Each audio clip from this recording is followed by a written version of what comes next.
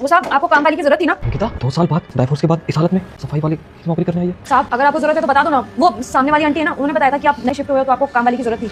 हाँ, कौन है आप? साहब मैं ये सामने वाली आंटी के यहाँ पे काम करती हूँ। अच्छा, क्या नाम है आपका? साहब मेरा नाम अंकिता है। देखिए मुझे काम वाली की जरूरत तो है, लेकिन आपको सिर्फ 10,000 रुपये दूंगा। हाँ साहब 10,000 ठीक है। जी जा सकती हैं।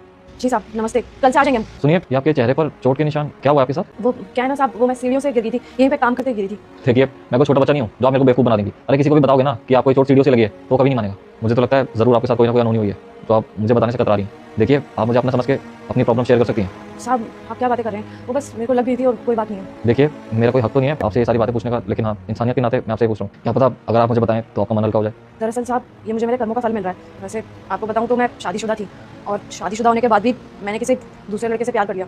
प्यार भी नहीं कह सकते साहब, दरअसल वो लड़का बहुत पैसे वाला था, तो मेरे को लगा कि अगर मैं किसी पैसे वाले के साथ जाऊंगी तो आगे चल कर खुश रहूंगी। मुझे नहीं पता था साहब वो सब कुछ झूठ बोल रहा है, और आपको पता है उसके पास तो खुद का घर भी नहीं है और दारू पीता है वो अलग से। दारू की लत है, जुए की लत है और पता नहीं क्या नशा करता है, और नशा करके मुझे हर रोज़ मारता है। और साहब ये मेरी दूसरी शादी थी, तो चाह करके भी मैं अपने घर वापस नहीं जा सकती थी।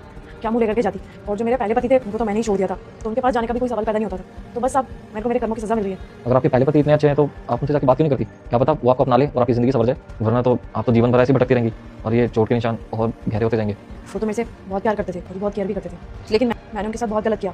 उनके बुरे वक्त में मैंने उनको छोड़ दिया और छोड़ के किसी और के पास चली गई। साहब अगर मैं अभी मेरे पहले पति के साथ होती ना तो शायद मेरे साथ ये सब नहीं होता, बहुत खुश होती मैं।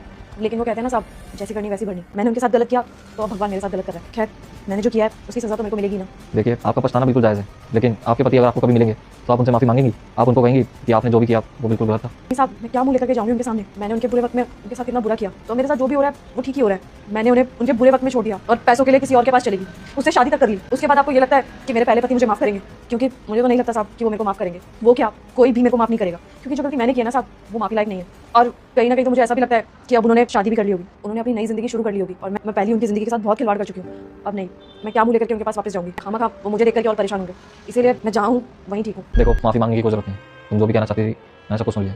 राहुल आप यहाँ? हाँ, मेरी गरीबी की वजह से छोड़कर गई थी ना तुम मुझे, तो बस उसी दिन से ठान लिया था कि अब सिर्फ पैसे कमाने का ध्यान दूंगा, और ये सब कमाने के लिए बहुत मेहनत की, गाड़ी ली, ये घर लिया। अब मैं इतना तो पैसे वाला हो गया हूँ कि कोई भी लड़की मुझे मेरे पैसों की वजह से तो कभी छोड़कर नहीं जाएगी। और सच बताऊँ तो जब तुम मुझे छोड़कर गई थी तो मुझे लगा कि तुम उस इंसान के साथ बिल्कुल खुश होगी। मेरे दिमाग में तो 1% भी बात नहीं आई कि वो आदमी तुम्हें मारता पीटता है।